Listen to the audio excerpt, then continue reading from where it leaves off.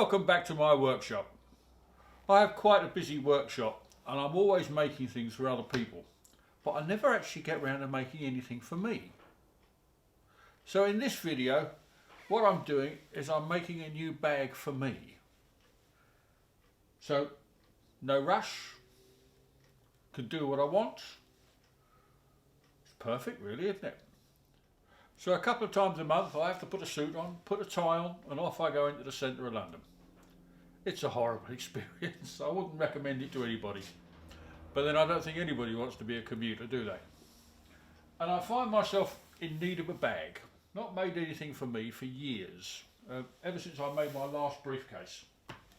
And I've got a couple of things I need to be able to carry. I need to be able to carry my iPad.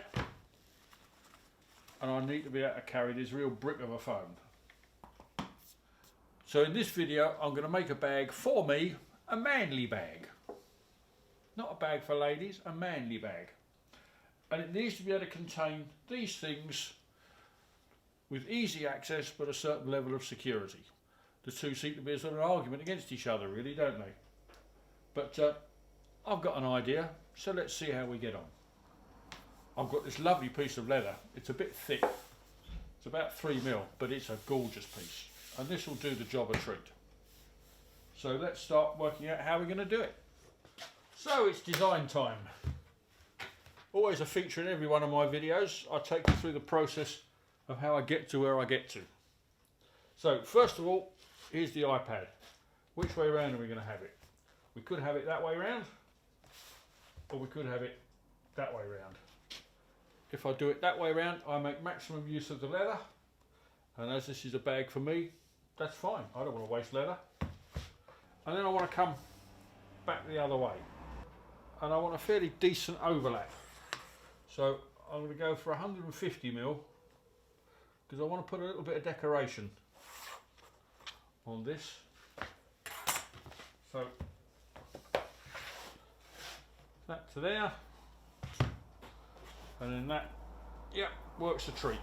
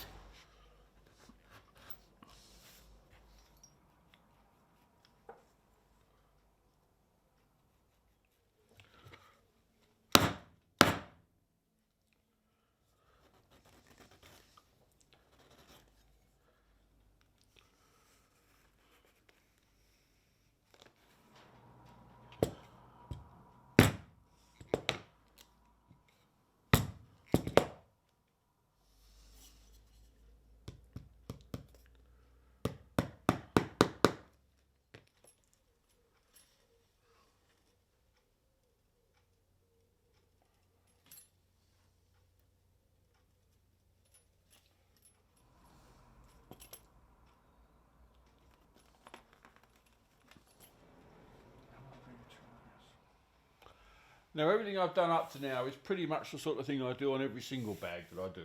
I've finished the size, I put a little tiny strap on as a buckle, I put one on that end that goes, and the whole thing fits together like this. We've decided it's going to be a slightly unusual shape, but I'm a stylish man, I can cope with that.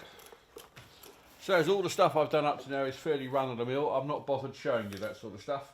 If you want to know how to do those bits, just go and have a look at some of my other videos. But from now on it starts to get a little bit more unusual. One of the first things I want to do is I want to have a pocket to put my mobile phone.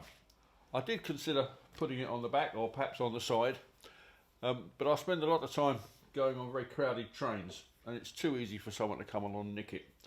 So then the option then is you then start putting flaps over it and buckles, and it means you can never get to it when it rings.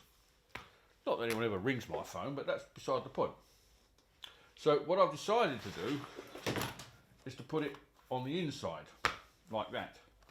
So when then that then comes up like that, there's a pocket for my mobile phone. and that ends up going like that, which is going to go on the inside. I'll go that way around. Go on the inside like that. So all I've got to do is to fix it in and sew it. Sounds easy, doesn't it? The fixing it in, I think, is going to be the hardest bit.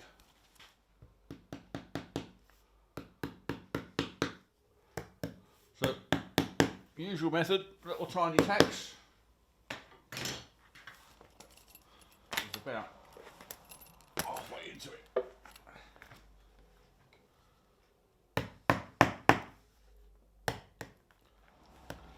So there you are, that's tacked into place. So all I've got to do now is sew that one, and then we'll do exactly the same on the next two sides. So here you go, we've now got our little pocket. Put my phone in there nicely. That then goes like that. Starting to look like a real bag now, isn't it? One of the things I've been playing with recently is carving on leather, which I must admit I've rather enjoyed doing. Still got a way to go with regard to practice, but I'm getting better. So I'm going to carve some stuff on this one.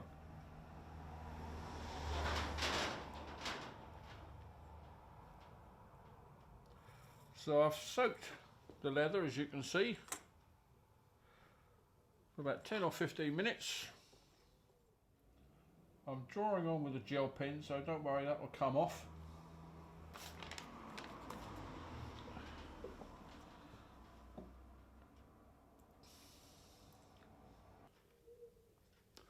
So we'll just draw the pattern on. I'm going to have 2 oak leaves either side. I did contemplate putting a little scene on the top with a tractor, because I'm rather proud of my tractor, but I think that's probably taking it a little bit too far for this attempt. But let's just see how I get on.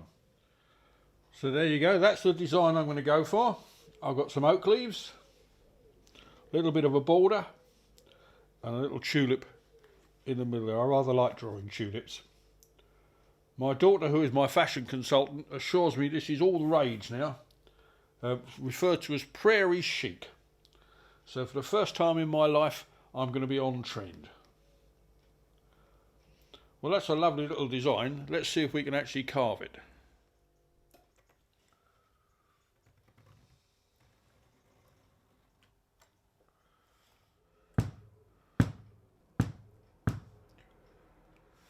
I think this is going to end up as far too stylish a bag for me. I can see a few people wanting this. But what I shall end up with is a bag which is very personal to me. It's going to be quite unique. There'll never be another one. Well.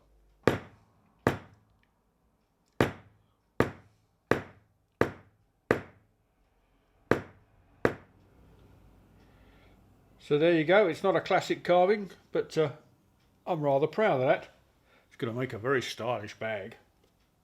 So as you can see, I've stitch marked all the way down the edge there. So all I've got to do now, and it's much easier to say it than do it, is just sew the edges on. So I'm just going to tack this into place.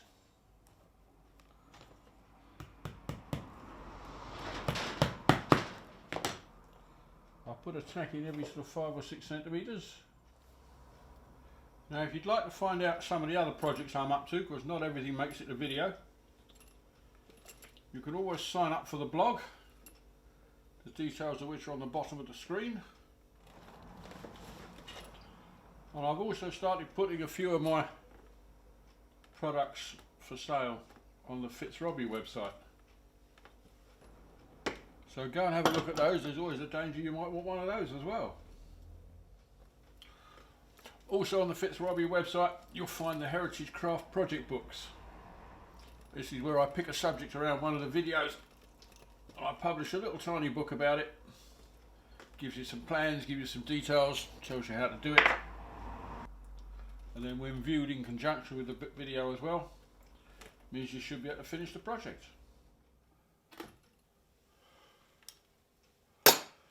Well, that's the last stitches done there.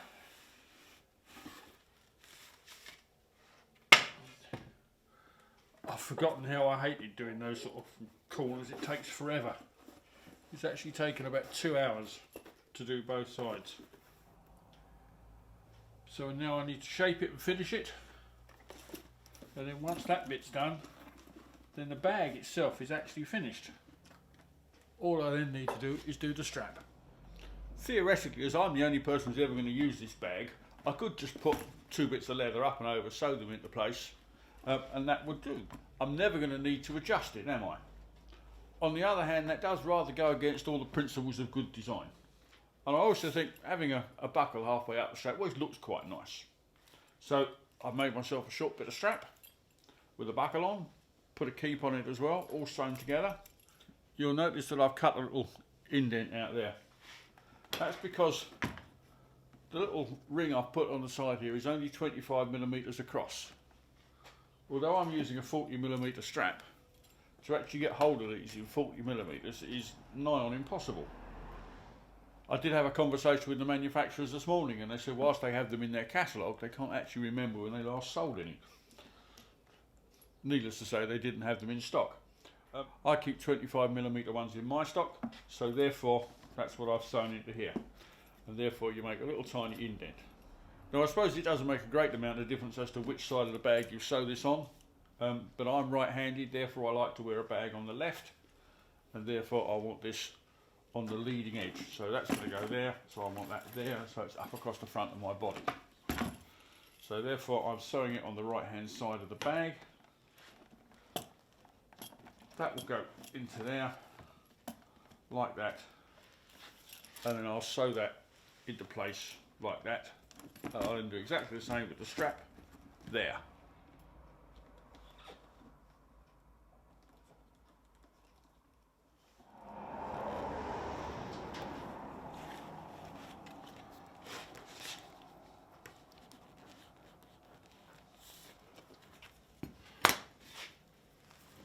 Well, there you go. That's not bad.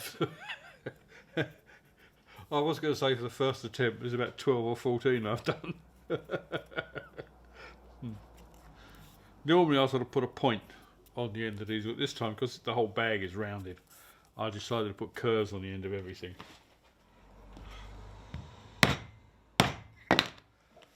Well, here we are, the finished bag. If you remember from the start, I wanted a bag that I could put my phone in, so I could always find it, and somewhere to put my iPad in as well. I suppose it would have been easy if I'd have made a new iPad bag, but that's not so much fun, is it? Well, look at that. How sophisticated. All I need to do now is get invited to sophisticated places. Well, you never know, it might happen one day. Hopefully you enjoyed this video. If you have a look at some of the other ones. You never know, you might enjoy those as well. And do remember to press the subscribe button. It makes quite a difference to my life and I always appreciate it. So thanks for watching. I'll see you again soon. Bye bye. For the first time in my life, I'm going to be trendy.